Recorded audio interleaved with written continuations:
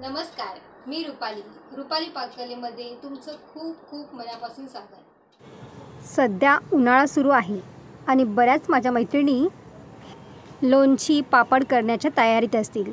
तर आज मी तुमच्यासाठी घेऊन आलेले आहे असंच एक छान आणि मस्त एकदम चटपटीत लोणचं। हे लोणचं आरोग्यासाठीही फायदेशीर आहे। तर आपण आज बघणार आहोत भोकराचं लोणचं। ही भोकरं मी सर्व स्वच्छ पाण्याने मी आधीच धुवून घेतलेली आहे। देठ काढायच्या आधी आपल्याला स्वच्छ पाण्याने धुवून घ्यायचे आहेत आणि ती पुसून घ्यायची आहेत। पूर्णपणे भोकरं आपल्याला कोरडी करून घ्यायची आहेत आणि त्यानंतरच अशा प्रकारे मी बी इथं काढून घेणार आहे।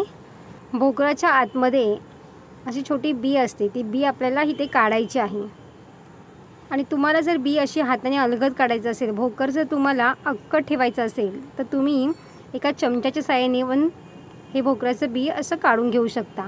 आणि ते दोन भाग जर करायचे नसतील तर तुम्हाला अलगद ही अशी बी काढता येईल। तर मी ते दोन भाग करून घेणार आहे। दोन भाग केल्याने ना मसाला खूप छान असं त्याच्यामध्ये भरला जातो आणि ते खायलाही खूप टेस्टी लागतं। आतमध्ये छानपैकी असं मुरला जातो। तर तुम्ही बघू शकताय बघा, अशाच पद्धतीने मी इथे सर्व बिया इथे मी काढून घेणार आहे। तर तुम्ही बघू शकताय बघा, या ठिकाणी मी सर्व बिया आपण काढून घेतलेल्या आहे। आणि ह्या भोकरांना एकदम चिकटपणा असतो। तर तुम्ही बघू शकताय बघा, अशा पद्धतीने मी बिया काढल्या आहेत आणि फार असं चिकटपणा असतो। तो चिकटपणा जाण्यासाठी आपल्याला ह्याच्यावरती मीठ चोळून घ्यायचं आहे।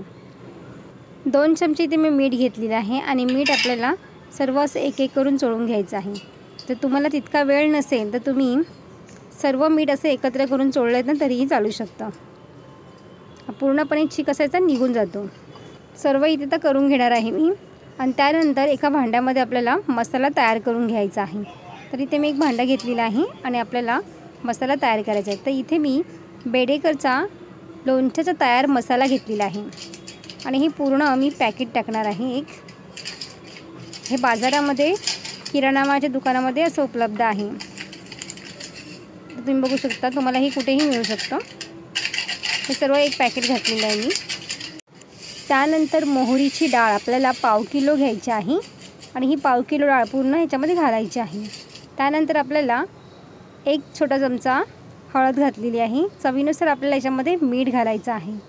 2 मोठे चमचे आपल्याला याच्यामध्ये लाल तिखट मसाला घालायचा आहे। सर्व साहित्य आपल्याला मिक्स करून घ्यायचं आहे आणि एका साईडला मी तेल गरम करून घेतलेलं आहे।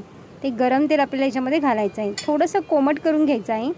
तेल मात्र खूप आधी गरम करून घ्यायचं आहे आणि त्यानंतर थोडं कोमट झाल्यानंतर आपल्याला याच्यामध्ये ॲड करायचं आहे। तर तुम्ही बघू शकताय बघा, पहिला गरमच तेल ओतायचं नाही आहे, थोडं नॉर्मली थंड करून घ्यायचं आहे आणि त्यानंतरच आपल्याला याच्यामध्ये मिक्स करून घ्यायचं आहे। तर तुम्ही बघू शकताय बघा, सर्व इथे मिक्स करून झालेलं आहे माझं।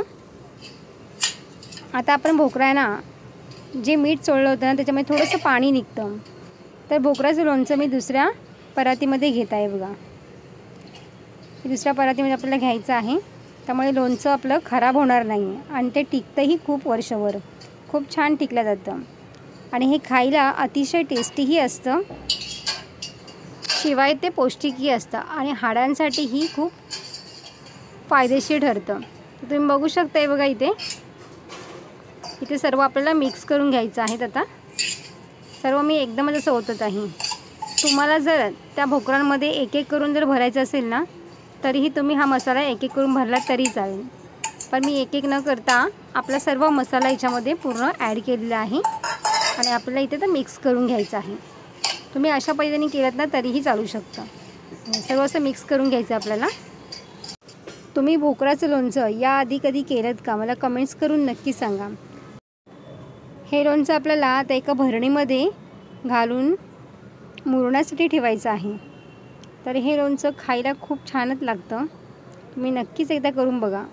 तुम्हाला व्हिडिओ जर आवडला असेल तर लाईक, शेअर आणि सबस्क्राईब करायला विसरू नका। बाजूचे बेल आयकॉन पण जरूर प्रेस करा, जेणेकरून जेव्हा पण मी नवीन व्हिडिओ अपलोड करेन त्याची सर्वात आधी नोटिफिकेशन तुम्हाला पाहायला मिळेल।